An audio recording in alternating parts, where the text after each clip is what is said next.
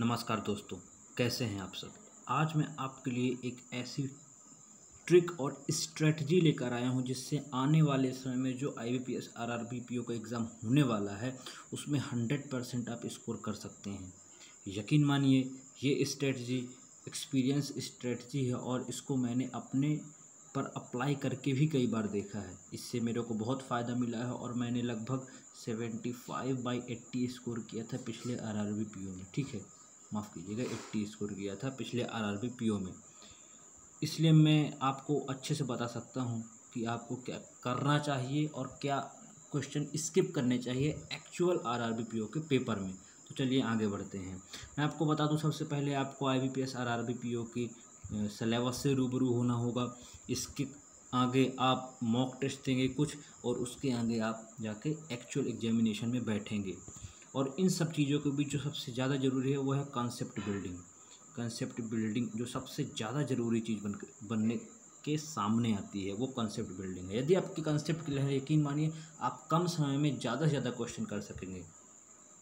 और दूसरी बात ये कि चूँकि मैं यहाँ केवल आपको ये राइट स्ट्रेटजी बताने आया हूँ, क्योंकि बहुत ही कम दिन बचे हैं एग्ज़ाम को देखते हुए, इसलिए मैं आपको स्ट्रेटजी बताऊँगा। उसके बाद आपको कोई भी डाउट हो और आपके कोई भी टॉपिक वीक हो, 100% मैं उसके ऊपर वीडियो बनाऊँगा। वो केवल आरआरबी पीओ के ही ऊपर रहेगा, एक्चुअल सिलेबस के ऊपर। कई लोग यूट्यूब पर दिखाते हैं कि वो एक्चुअल सिलेबस है, लेकिन वो होता नहीं है। ऐसा इसलिए क्योंकि कई लोग रूबरू नहीं हैं ना, तो वो खुद एग्ज़ाम देते हैं और आके यहाँ यूट्यूब पे सब कुछ लिख देते हैं कि ऐसा वैसा सिलेबस होता है। ऐसा कुछ नहीं। मैंने पर्सनली एग्ज़ाम दिया हुआ है, 2 बार मैंने अच्छे खासे 72 मार्क्स दिए हुए हैं, इसलिए मैं आपको बता सकता हूँ, अच्छे से गाइड कर सकता हूँ। चलिए आगे बढ़ते हैं।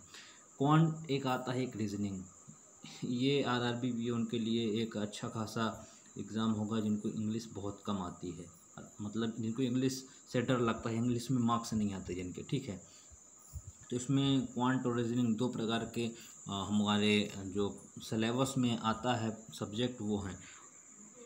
चलिए हम सिलेबस वाइज देखते हैं कि कैसे हम 70+ पाएँ, अटैम्प्ट्स कैसे रहने चाहिए, क्या क्वेश्चन करने से ज़्यादा ज़रूरी है, आप क्या छोड़ रहे हैं। क्योंकि अगर आप जो छोड़ रहे हैं उसमें कहीं आपके 1.5 मिनट लग रहे हैं ना, तो यकीन मानिए उन क्वेश्चन को छोड़ना ही ज़्यादा ज़रूरी है। उन क्वेश्चन को आप कभी टच भी मत करिए उन क्वेश्चन को, ठीक है ना। चलिए शुरू करते हैं। Right sequence of attempting question. कुछ लोग बोलते हैं कि हम जैसे ही हमारे जो कंप्यूटर में फ्लैश होता है फर्स्ट क्वेश्चन, हम फर्स्ट से ही अटेम्प्ट करने लग जाते हैं, लेकिन वो गलत स्ट्रेटजी है। ये एक स्ट्रेटजी का पार्ट है ही नहीं एक्चुअल में। स्ट्रेटजी ऐसी होनी चाहिए, सबसे पहले हमको सिंपल क्वेश्चन करने चाहिए जो हमको कम समय में अच्छे खासे मार्क्स गेन करा दे, क्योंकि बाद में समय जब बढ़ता है तो प्रेशर भी बढ़ता जाता है साथ ही साथ। और आपको पता है ये एग्ज़ाम केवल 45 मिनट का होता है, इसमें आपको दमखम करके पूरा पेपर सॉल्व करना पड़ता है। ठीक है, right sequence of attempting question. सबसे पहले अपन इजी क्वेश्चन अटेम्प्ट करते हैं, उसके बाद में टफ क्वेश्चन अटेम्प्ट करेंगे। अगर आपको ऐसा लग रहा है कि इजी क्वेश्चन नहीं अटेम्प्ट करना चाहिए तो ये गलत है, क्योंकि आप इजी करके अच्छे खासे मार्क्स ले सकते हैं। इससे आपका होगा क्या, कॉन्फिडेंस होगा boost and you will get higher marks, and आप टफ क्वेश्चन भी कम समय में अटेम्प्ट कर पाएंगे, क्योंकि आपका कॉन्फिडेंस अगले लेवल पर चला गया। ठीक है, पहले यहाँ था अब यहाँ चला गया है, तो आप अगले को भी अटेम्प्ट कर पाएंगे अच्छे खासे कॉन्फिडेंस के साथ। एक्यूरेसी 95% से भी ज़्यादा रखनी है। ऐसा इसलिए क्योंकि अगर आप देखिए, मैं आपको इसमें एक सीधी सादी बात बता देता हूँ। अगर आप 95 से ऊपर एक्यूरेसी रखते हैं, चूँकि 80 क्वेश्चन है, अगर आप उसमें से 80 के 80 भी अटेम्प्ट कर दिए मान लीजिए, और आप 95% एक्यूरेसी रखते हैं, तो आप कुछ भी करिए, आपके 76 मार्क्स कहीं नहीं गए। ठीक है ना। ये इसीलिए मैं बोलता हूँ कि आपको एक्यूरेसी पे बहुत ध्यान देना है, और 95 से हमेशा ऊपर रखिए एक्यूरेसी, क्योंकि ये बहुत ज़्यादा ज़रूरी है। Don't waste your time in lengthy question. Lengthy question को कभी भी अटेम्प्ट मत करिए। ये जो ईगो में कुछ लोग ले लेते हैं क्वेश्चन को, ये तो मैंने बहुत प्रैक्टिस किया था, इसको तो पढ़ना ही चाहिए, तो ऐसा कुछ नहीं है। एग्ज़ाम है, एग्ज़ाम को ऐसे देना है कि अपने को सिलेक्शन चाहिए बस, बाकी कुछ नहीं। ठीक है ना। तो लेंदी क्वेश्चन आप कभी भी अटेम्प्ट मत करिए पहले। बाद में अगर लेंदी ही बचे हैं तो आप तो वो तो अटेम्प्ट करने ही पड़ेंगे, वो नेसेसरी हो जाएंगे। ठीक है, एक समय पे जाके। Exactly like mock test. आप में से कई लोग 90% लोग जो वीडियो देख रहे हैं उसमें से उनको पता है कि मॉक टेस्ट देना बहुत ज़्यादा ज़रूरी है एक्चुअल एग्जामिनेशन के पहले। क्योंकि मॉक टेस्ट हमको एक्चुअल एग्जामिनेशन की फीलिंग करा देता है कि कितना टफ़ पेपर आएगा। हालांकि मॉक टेस्ट तो बहुत ही टफ़ होता है एक्चुअल एग्ज़ाम से। और अगर आपको ये भी चाहिए कि mock test versus actual exam में क्या डिफरेंस होता है, तो वो भी मैं अगले वीडियो में आपको शेयर कर दूँगा। ठीक है, तो मॉक टेस्ट देना बहुत ज़रूरी है। उसमें आप कोशिश करिए कि 95 से ऊपर आपकी एक्यूरेसी जाए। ठीक है, तो चलिए आगे बढ़ते हैं। सीक्वेंस ऑफ अटेम्प्टिंग क्वेश्चन, अगर मैं पहले पार्ट रीजनिंग, जैसे ही आप कंप्यूटर में जाएंगे और ऑनलाइन पेपर शुरू होगा तो वैसे ही सबसे पहला जो पार्ट आएगा वो आएगा रीजनिंग का। और रीजनिंग को आपको धड़ाधड़ करना है, इसमें रुकने वाली कोई चीज़ नहीं। कुछ लोग क्या करते हैं कि पहले ही पजल बनाना शुरू कर देते हैं, क्योंकि पहला क्वेश्चन जनरली पजल ही शो होता है स्क्रीन पर, जिसके कारण उनके मार्क्स कम हो जाते हैं और साथ ही साथ टाइम भी वेस्ट होता है और कॉन्फिडेंस भी लूज़ कर जाते हैं। लेकिन आपको पजल पहले अटेम्प्ट नहीं करना है, पहले आप इनइक्वलिटी अटेम्प्ट करेंगे, उसके बाद सिलॉग अटेम्प्ट करेंगे। इनइक्वलिटी बहुत सिंपल होती है। अगर आपको ट्रिक्स नहीं पता तो मैं 100% आपको ऐसे ट्रिक बता दूंगा, जिसके कारण मैंने 72 मार्क्स पाए हैं पूरे के पूरे RRBPO पेपर्स में। 2 बार मैंने दिए हैं, अराउंड 71 एंड 72 मैंने दोनों में स्कोर किए हैं। मैं अपना स्कोर कार्ड भी जल्द ही शेयर कर दूंगा। तीसरी चीज़ होती है आपको अल्फ़ा न्यूमेरिकल सीरीज़। ठीक है, पहले इनइक्वलिटी, फिर सिलॉग, फिर अल्फ़ा न्यूमेरिक सीरीज़, फिर कोडिंग डिकोडिंग। एक मशीन इनपुट आउटपुट आता है, ये लगभग पजल की तरह होता है क्योंकि उसमें बहुत समय लगता है। लेकिन यकीन मानिए, अगर आप मेरे साथ जुड़े रहेंगे, मैं अपने इसी चैनल पर अगले वीडियोज़ भी अपलोड करूँगा। इससे होगा क्या कि आप अच्छे खासे मार्क्स इसमें गेन कर सकते हैं। सीटिंग अरेंजमेंट होता है जो कि 4 या 6 वेरिएबल के होते हैं, कुछ 8 या अननोन वेरिएबल्स के आ जाते हैं, वो आपको नहीं करना है। केवल 4-6 वेरिएबल अगर एक नज़र में दिख गए तो आप उसको कर डालिए। फिर पजल होती है जो कि मिनिमम वेरिएबल की एक सीरीज होती है। जैसे मैं आपको बता दूं, एक बर्थडे बेस्ड पजल होती है, उसको आप कर लीजिए। बॉक्स बेस्ड पजल होती है, उसको आप कर लीजिए। ठीक है, ऐसे पजल्स को आप कर लीजिए क्योंकि ये एट साइड पर जैसे ही आप देखते हैं तुरंत आपको लगता है ये हो जाएगा, और वो हो भी जाते हैं क्योंकि सिंपल होता है। मैक्सिमम 2 से 3 पॉसिबिलिटी बनती हैं उसमें बस, और एक बार में बन जाते हैं। ठीक है, तो ये अगर आप अटेम्प्ट करेंगे तो यकीन मानिए 100%, मैं क्या बोला हूँ, 100% आप 40 में से 90% तक स्कोर कर सकते हैं। मतलब 36 to 40 आप स्कोर कर ही सकते हैं इसमें। ठीक है, कोई दिक्कत वाली बात नहीं है। और मैं इसके बाद आता हूँ sequence of attempting question in quant सबसे ज़्यादा पूछा जाने वाला सेक्शन है। इसमें लोग बहुत कम अटेम्प्ट करते हैं और बोलते हैं कि सर मेरा स्कोर नहीं आ रहा है। जिसमें मैं पहले आपको एक्चुअल स्ट्रेटजी पहले बता दूँ।